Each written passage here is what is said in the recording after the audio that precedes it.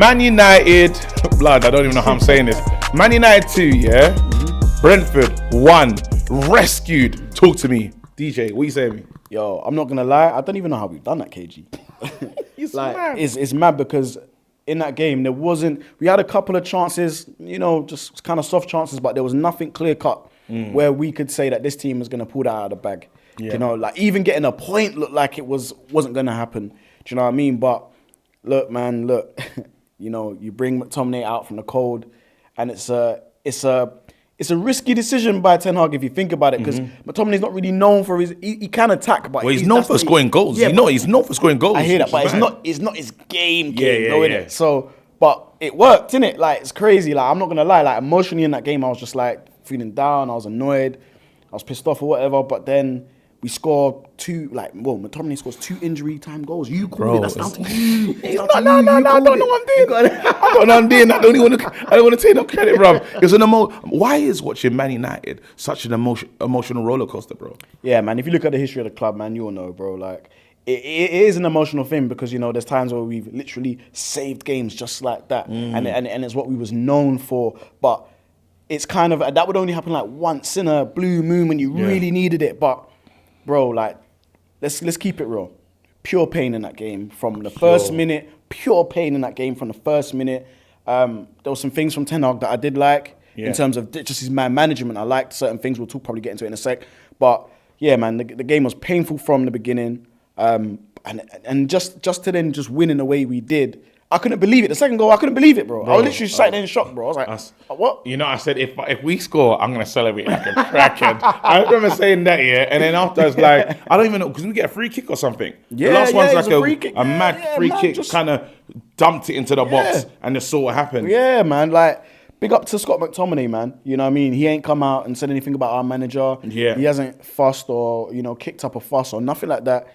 He's just had his head down. He's been in training. I've seen sort of like the behind the scenes of him going training. He seems happy. Yeah. You know what I mean? And he had to wait for his He had to wait for his moment. And that's what we talk about big players. Not even just big players, but players with the right attitude and the right character. Because today it was about fight. It was about who can fight for the badge and who does it mean more to. Scott's been at the club since he's 5 years old. Yeah, it's crazy. Yeah, and that's the thing. I think you said it right there. Like, he might not have had the quality that we needed to go long term for Manchester United, but having that, a bit of steel about you, that character to come on in the dying moments of a game and literally grab the game by the scruff of the neck like how he did, you have to respect that. You know what I mean? You have to respect that. Let's talk about Maguire as well, because Maguire comes in out from the cold as well. Captain's armband totally gone now, and all he can do is focus on his performances. Yeah. What do you think about his performance today? Nah, man, you have to give it up to him today. He didn't do anything extraordinary, but he did well. He did all the basics really well. And he was up against 2 pacey forwards, and he managed to, handle that. His reading of the game was pretty good. He stepped into the midfield a lot of the times to, intercept the ball, which was something that was kind of one of his weaknesses. So he won the ball first. And that's something that I really rated about him today. His passing was decent, didn't really give away the ball. A nice, assured performance from him, despite the team not actually really playing well. So he handled his business pretty well today. Yeah. I was actually quite impressed with him, and we talk about it just across the back four as well. Let's have a quick conversation about the goalkeeper, because you've had your things to say. Yeah. What do you think now, today's performance? Yeah, no, man. I'll look down the camera lens and tell everybody, he's not it for me. I don't mind. It's very, very early in his career. I'll say it right now. He's not it for me. I think when you have deficiencies in shot stopping the way that he seems to have, that is going to haunt you. And listen, the team's only going to get better. So, do you know what I mean? Like, against top teams, they're going to be peppering our goal. Peppering our goal.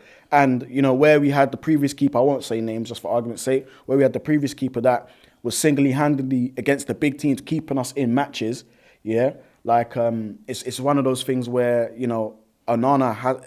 We've got taking us out of games. Yeah, he's got to show us something, KG. Yeah. Show us something. He seems to have the right mentality and the swag to be a keeper, to be a United keeper, but the skills ain't skillsing, bro. The shot stopping ain't stopping. Like, he's not doing anything to show us confidence. He's not making us confidence as fans. Is it time to do the buy and deal one, or is it like, what do we do? How do we fix this? Can we make him more confident? What is making him do these things that he's doing? Yeah, man, I think it didn't help. He had a quite a bad start. And I don't think he's, grown in confidence since then. And I kind of get it. Don't get me wrong, I do sympathise in that aspect. But you are a goalkeeper. Keep the ball out of the net. That's what you need to do. Please. Do you see what I'm saying? Bare minimum. Bare minimum. Yeah? That chance that they had today, that's child's play, bro. Bro, it was their first shot on target. Bro, listen, my son could save that. Your daughter could save that. Do Yeah, you know what I mean? she Like, should. light work. Yeah, Light she work. should. Light work, yeah? Like, I can't believe that's gone in. I thought it was bro. going to leak it. It's still going in. It's going in, yeah. I kind of exaggerated still. I added some seasoning to Any that one. out, still. bro. Yeah. But on a level though, I would try the Bayern thing. You know, I think it'd be a good experiment. Maybe Copenhagen. I've never even seen this guy play, but bro, I don't. All I know is he's like 6 It foot must 7. be better than that. He's 6'7", bro. But it's got to be better than that. He's got to have just firm Just a palms. firm palm. I said- Palm it, just firm, a just firm there, palm, just bro, work on there. that. Like he's 6'7". That's all I know. He's a tall guy. Yeah. Perfect type of frame you want for your goalkeeper. Yeah. So you know what? I think Ten Hag should try it. I don't think he will, but I want him to try it. I think it's worth a shot. Let's have a talk, because you will talk about Sancho, we talk about Bruno and these players in the world. What's your thoughts on them right now? Yeah, man. Sancho, bro. Sorry, I was talking about Rashford. sorry. Sorry, let's talk about Rashford. That's for another Sorry, show. not even Sancho. Yeah. Let's not waste our time with that one. Let's talk about Rashford and Bruno. Sorry. Yeah, man. Yeah, they're both off form right now. The contributions aren't contributing. And all I would like to see, and look, players are entitled to be off form. Bruno has played the most games in Europe since last season. So, you know, there are times where I think he might be a little bit burnt out. He just needs to maybe have a rest. He is important to us, though. I will say that. I will stress that. When he's on form, he's very, very important to what we do. Yeah.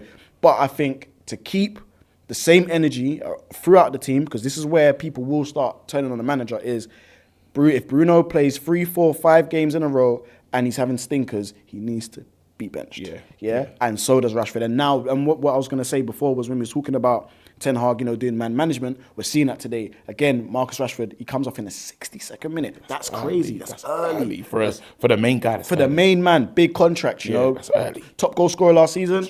Yeah. That's a message. Yeah, that's a message. And I want to see him continuously do that now with these big players. They're earning big wages. They got big numbers on their back. They're supposed to be our best players. Show us something. Prove it. Yeah. Do you know what works as well? Anthony, talk to me about him quickly. Yeah, man. I think we looked a lot more balanced when he came on. Definitely a lot more balanced. And again, I like his defensive contributions. So yeah, let's hopefully that he comes to the team and we can start growing and he can start building that relationship with Dalot on the right, man. We need a bit more balance. All right. Anyway, listen, there's more to talk about, man, because we have to talk about the manager. Is he under pressure for you? And do you feel like he's done his job today? Do you think he helped us rescue that win today? I will say, look, he makes a substitution. Do you know what I mean? Like, he could have easily not put Scott McTominay on. Scott McTominay on, but he did. And look what's the result. I think things happen for a reason. The manager was under pressure going into this game. It's one of those things where I think United board probably think he is the man for United. It's just he's a victim of circumstance. When you've got maybe 10, 11, 12 injuries, you know, neither manager's dealing with that at the moment. So he hasn't had his full squad fit. So that's where there is a mitigating circumstances, but there definitely was pressure on him today. All right, so I have to ask this question, even though it's a ridiculous one. It's almost rhetorical. Who was your man in the match? Oh, man, Scott McTominay, man. Easy. Come on, my brother. Big up. Scotty Gerrard.